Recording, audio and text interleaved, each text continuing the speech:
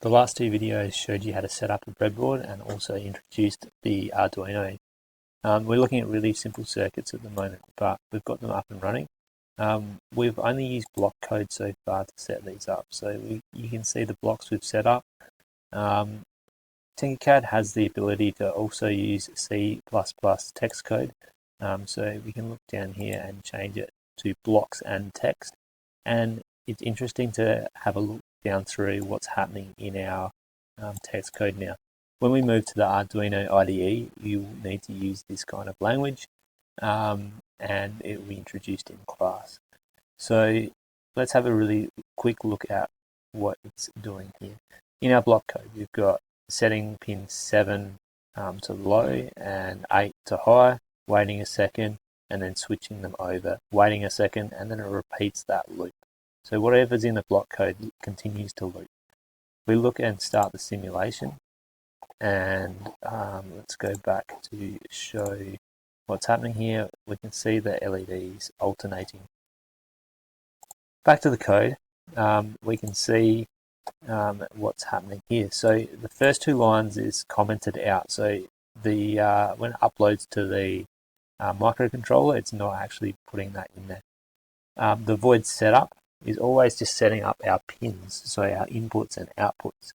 So we're asking the pin mode, pin 7 to be an output and pin 8 to be an output too. We could write and call this LED pin and define the pins as LEDs at this stage too, but essentially we're just sending the current high and low, so we're just calling it an output.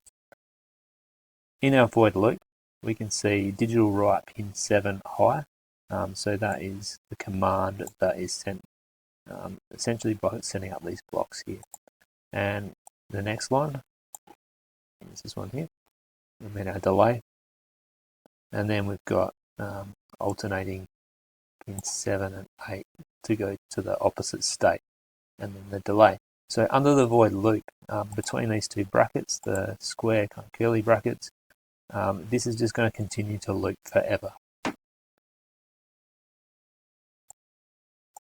The double backslash here and the slightly kind of brown kind of color text indicates that there is a comment. So this doesn't actually get uploaded to our microcontroller.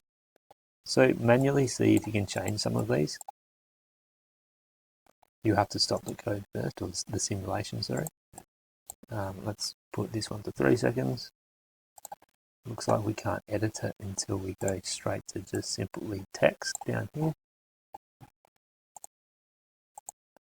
And continue. So we can't go back from this state now, so but that's okay, we're just playing, and we'll do this one, let's say 100 milliseconds, so a tenth of a second. So this stage is going to be really, really quick. Start that simulation and we'll hide the code so we can see what's going on. So I'll only blink red for like a tenth of a second.